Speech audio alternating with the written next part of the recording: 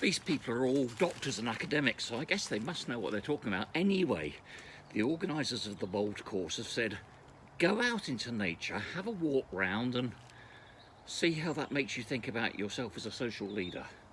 What? I've gone out into nature. The first thing I notice is it's autumn. The leaves are coming down thick and fast. It's the season of mists and mellow fruitfulness, and I'm in the autumn of my life. I'm 68 years old, so I think by any definition that's autumn, and I have a progressive and ultimately terminal brain disease from which I'm going to die, sooner or later, hopefully later.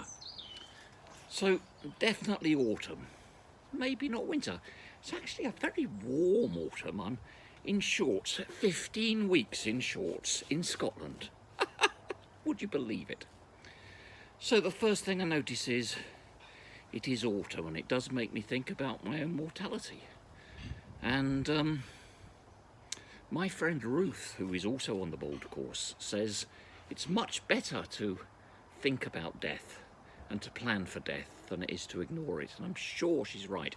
Some time ago I was involved with putting on a programme on local radio about dying. And it was really because several people had rung asking about, I don't know, some news item we'd run.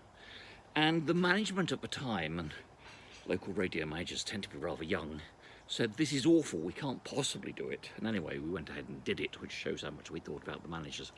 And we had an amazing response. The phones never stopped ringing. Because you see, the thing about older people is we know we're going to die. It's not a big secret. We know we're going to go. We thought about the hymns. We have. I've got my burial spot marked out in Kinghorn. Not sure the folks at Kinghorn know that, so I suppose I better tell them. So that's the first thing about my reflections on nature. The other thing is, just look behind me. Look at these glorious flowers that even here we are cracking on towards October. Gosh, it will soon be Christmas. We can have bright and vivid flowers in the garden. And I went to see a house yesterday, and one of the things I noticed about it doesn't have a very big garden. It has no flowers. And I realised that any future garden I have, I want flowers. And I want to be one of those flowers. I want to be a bright, flaming, golden spot in a garden. I don't want to be mulch. I don't want to be bark. I don't want to be dug up and dug over. I want to be a bright tulip in spring and a blazing something or other, because I don't really know what flowers are what, in summer. I just know that I love these glorious, vivid flowers. And if, as a leader, I can somehow do a bit of that blazing, then terrific.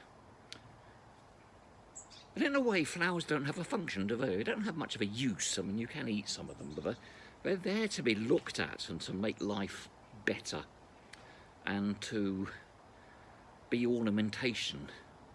And I suppose thinking about them, it's interesting how we use flowers, because we give them to people when we're thankful, and we have them at funerals and at weddings and at special occasions and at celebrations.